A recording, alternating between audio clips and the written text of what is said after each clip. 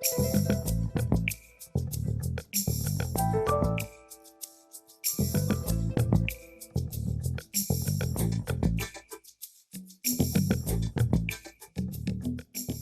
welcome back to Land Grant Today. And we have the pleasure of meeting Provost Marcella David, Provost at Florida A&M University. Welcome. Thank you so much for taking time out of your busy schedule. We're excited to get to know you, to meet you, and for the benefit of our viewers who haven't met you, Provost David joined us in February of this year as a new provost for FAMU, and you come to us from the University of Iowa. That's correct. And a great background in law and professor of law, and also associate dean as well for the College of Law. I spent some time when I first moved to Iowa, was of course a faculty member and all immersed in getting tenure and doing my research and learning how to teach. And then after I got tenure, you kind of stop and you say, okay, what's next? And I had the great fortune to be involved both in the law school and in university in various leadership roles or service roles. And eventually, if you are the person who, gets through the task, or sometimes if you're just the person in the room who's taking down notes and remembers that we're supposed to meet again, you end up getting more tasks. And eventually I had some administrative roles within the law school, within central administration, and then I went back to the law school. And then when I most recently was in the law school, I was teaching again, but also serving as associate dean. Wow, that's a lot of experience that you bring to the table. I read a little bit about your background, and I was very interested in your background in international research and economic development. Could you share with us, share with our viewers, what interests you in those areas? Sure. So when I was in the 70s, that's when I was a teenager, I was in the 70s. It's a lot of the things you see on the news are the same kinds of things I was seeing on the news. So the Middle East crisis, people were protesting apartheid in South Africa. I would see all these international stories and I'd say to my parents, how do people get to do these things to each other? Isn't there some kind of law that keeps people from doing this? Can't we help these people? And my parents looked at me, neither of whom were lawyers, and they looked at me and they said, we don't know. Maybe you should go and study that. So when I went to law school, and that was my lifelong goal, was to go to law school, the class that I went to law school to take was called Legal Aspects of the Arab-Israeli Conflict. It was really a fabulous course. It gave me the opportunity to explore all of those questions and more.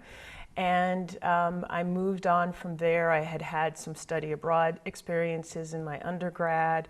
I had an opportunity to serve as a Ford Fellow in International Law at Harvard Law School. And at the beginning of that trip, beginning of that year, I took a trip with some students who were going to Iraq. That was about the time that we fought what we call the first Gulf War in 1990s. And so we went to look at the impact of economic sanctions on the population. And then at the end of that year, I did an independent research trip to South Africa.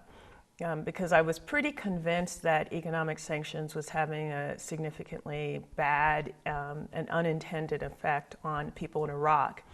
But I didn't have the same feeling about the same suspicion about the economic sanctions in South Africa, and I wanted to research what was different about the economic sanctions that were imposed in both of those situations. Wow, that's brave to go at that time, and but very insightful, and we're still dealing with consequences of sanctions today, and still experiencing conflict in that country and those countries today. So it's very timely.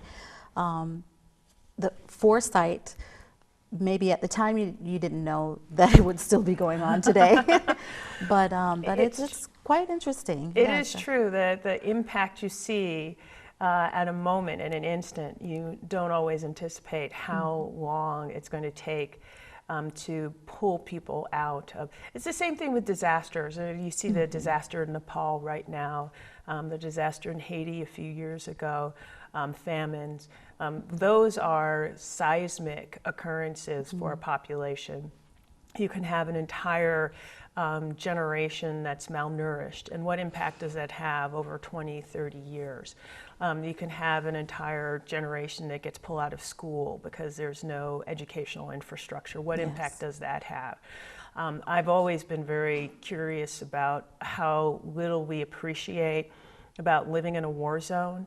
But today's kids, I think one of the reasons why you see propensity to violence, a kind of casualness about violence, is in part because these are kids who have grown up with planes flying overhead and bombs being detonated all around them.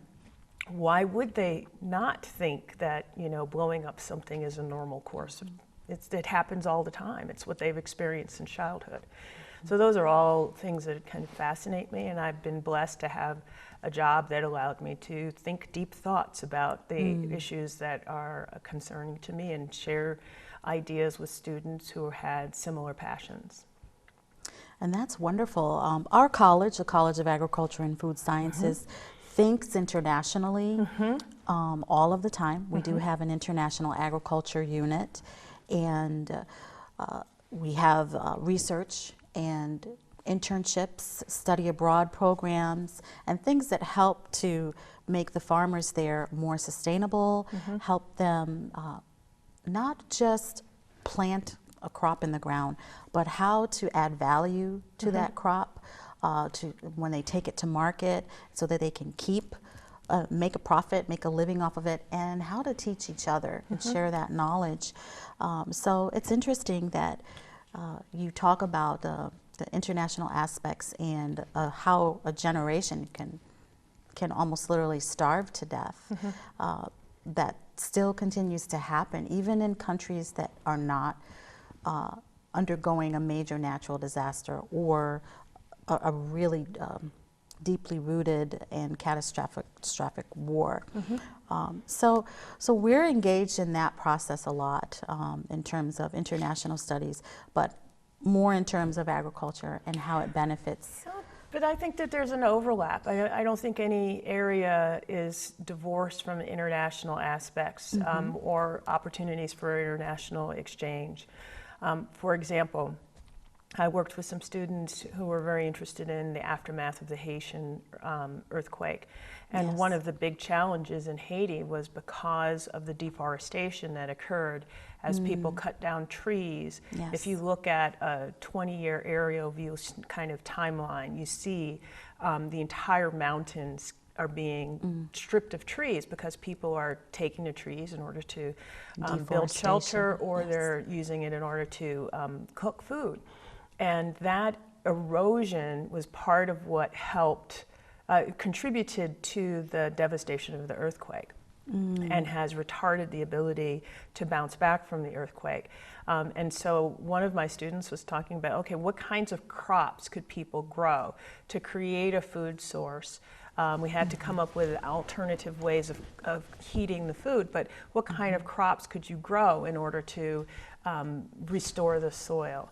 Or, you know, you're talking about Ugandan women who are looking for crops and who are looking to raise livestock that can uplift their family, you know, because they can perhaps have the kind of livestock where they can have some product that will contribute to their protein allowance, raise new livestock that they can then sell and contribute to their income level, and that can send kids to school. It can do all sorts of wonderful things. So I think that agricultural links internationally, just like just about any other topic that we teach here on the FAMU campus, is just amazingly strong. Absolutely, and everything we do has a global impact, especially today with technology and all of the advances that we have. We're going to take a quick break, and we'll be right back with more Land Grant Today. Don't touch that dial.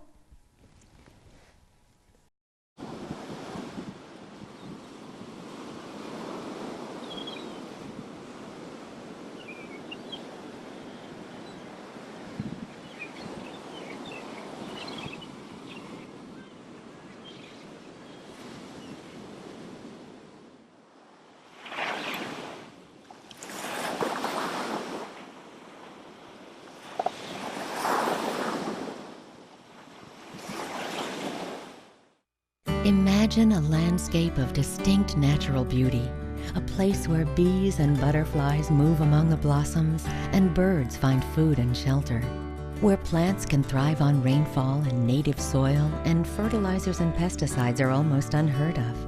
Now, imagine this place is your own Florida home.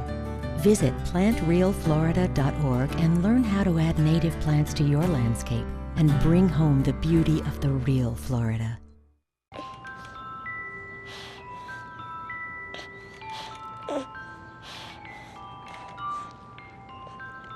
Stronger, healthier babies. Learn more about healthy babies at marchofdimesbaby.org. Welcome back to Land Grant Today. For those of you who are just joining us, we have the honor and pleasure of interviewing and getting to know Provost Marcella David. Thank you again for joining us. And we were hearing some interesting talks about your experience with the international travel in terms of economic development, and it was quite interesting, and it led us to talk about our College of Agriculture and Food Sciences, and then how everything at our university has an international impact. Because we are global. So we want to come full circle. We got to know you a little bit in terms of your background, and wanted to hear from you, and for the benefit of our viewers who may not know you yet, because you've been with us since February. We're so excited to have you. What inspired you, or what prompted you to want to come to Florida A&M University? So, I've spent some time in central administration, and one thing that happens is if you're part of a college, you tend to have a view of the world through the lens of your college. And I was a law professor, and I tended to view the world through the lenses of the perspective of being a law professor, the kinds of students that we served. What was fantastic for me about the work I did in central administration, which gave me the opportunity to work with faculty, to work with staff, to work with students, to work on student recruitment, graduate students. Wow. It gave me the opportunity to understand the university as a whole. And so I was particularly intrigued by the idea of being a provost. Not too many people even know what a provost is, and I don't think there are very many people who say, when I grow up, I want to be a provost. But I thought that the entire educational enterprise was really fascinating to me.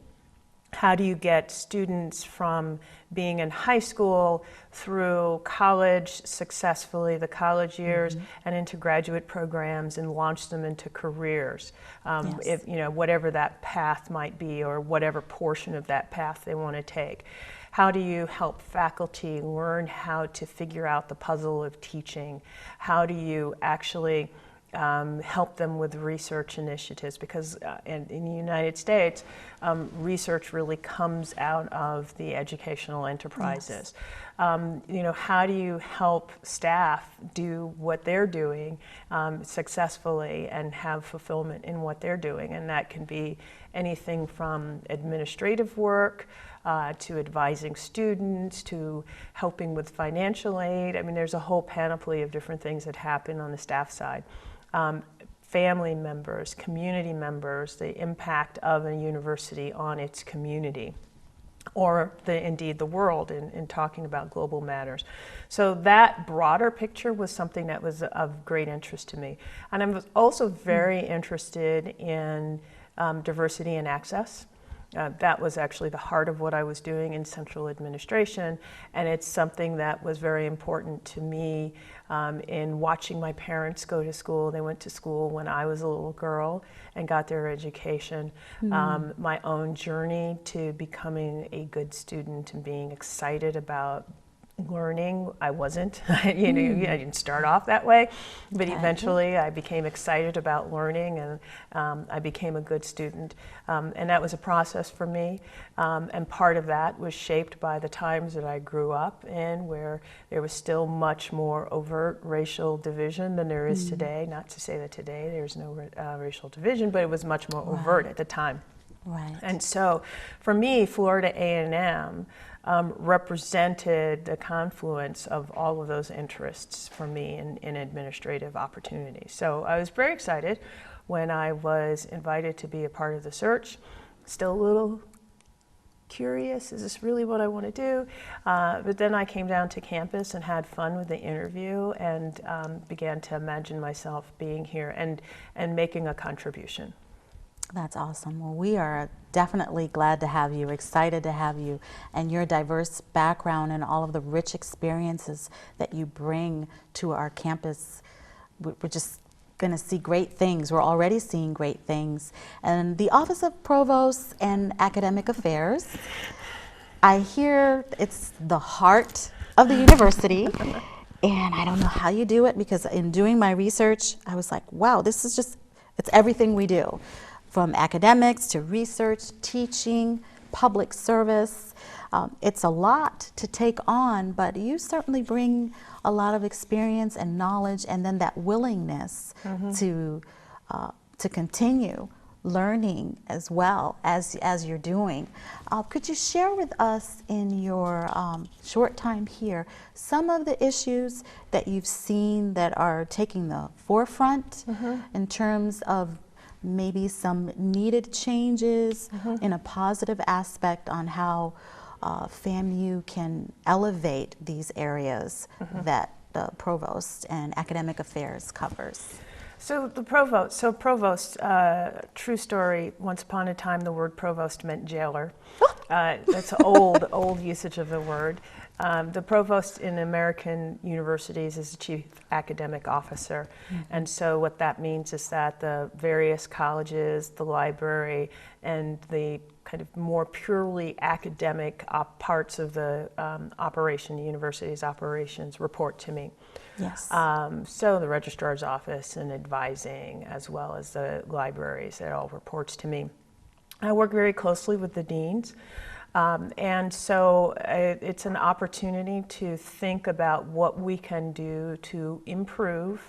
And I say improve because I don't want to suggest that there's all these terrible things here that I'm fixing. I'm not fixing, I'm helping to improve various aspects of our academic operations. There are a few things that I have identified as priorities.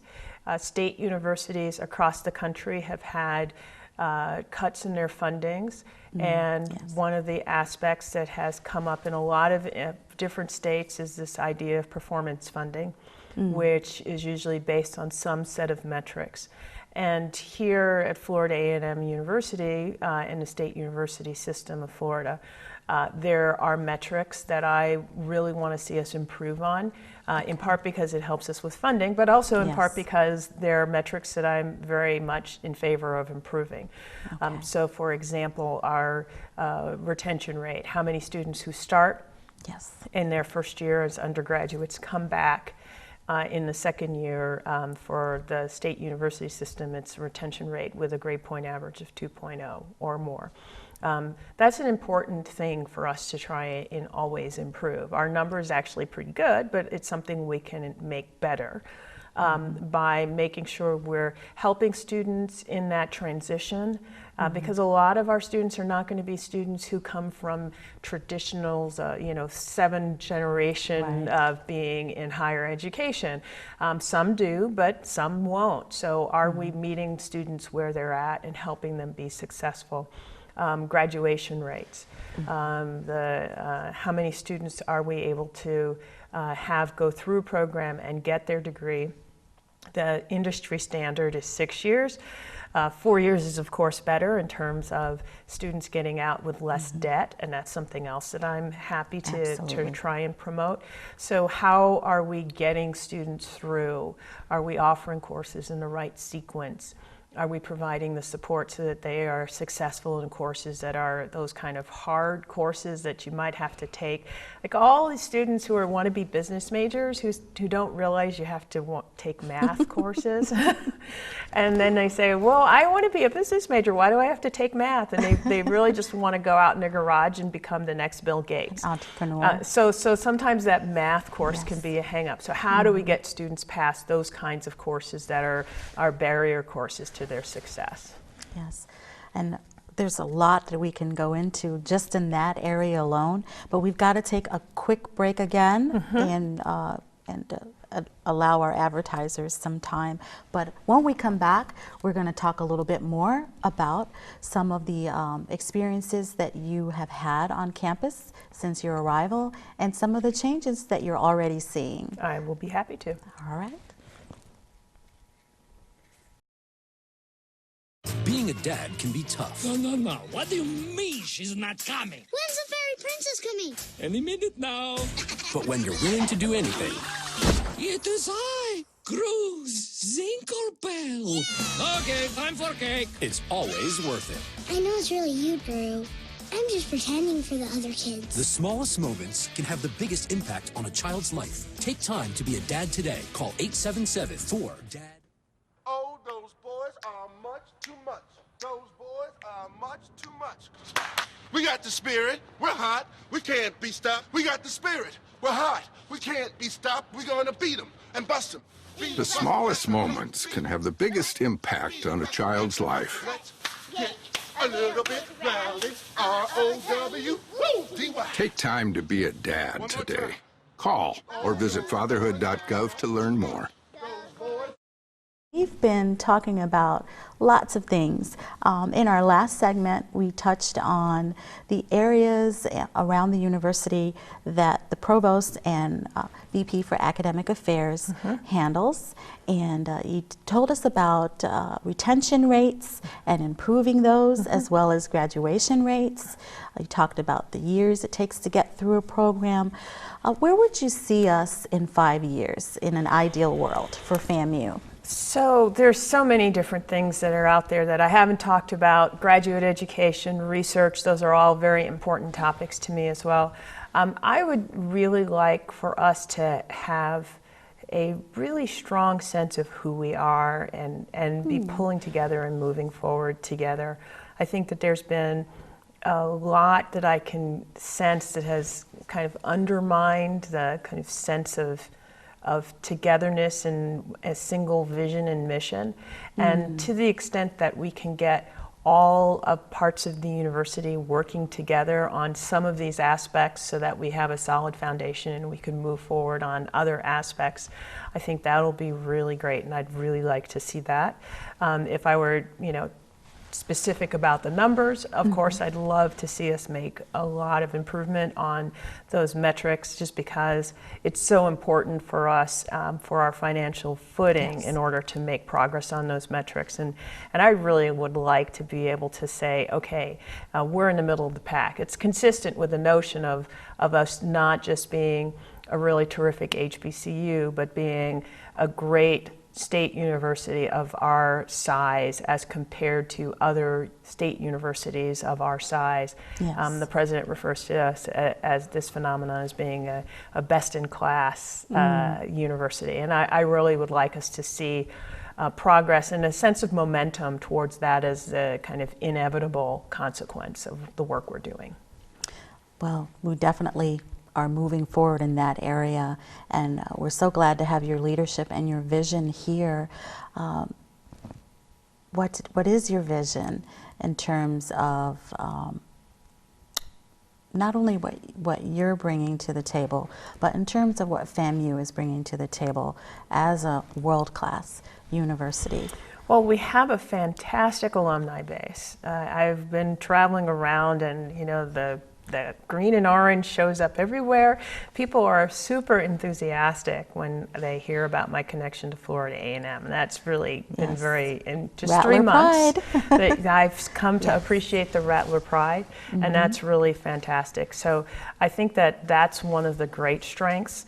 They're excellent faculty. They're actually really good facilities here. I've seen a lot of campuses where you don't have the same kind of investment in the buildings that we have here. We have the new pharmacy building coming online. Lots of improvements. There are lots of improvements. Still some that we can always make, because you always need to be improving your campus to meet new standards and new technology needs. But it's just I think a great amount of opportunity here. Well, Provost David, I want to thank you. Our time has run out. And this half hour just flew by. I could talk to you for hours or days, and we left a lot of areas uncovered. So maybe you'll come back and share some more with us? I'd be happy to. Thank you so much for joining us on Land Grant today. Thank you. And welcome to FAMU. Thank you very much. I appreciate it. Thank you.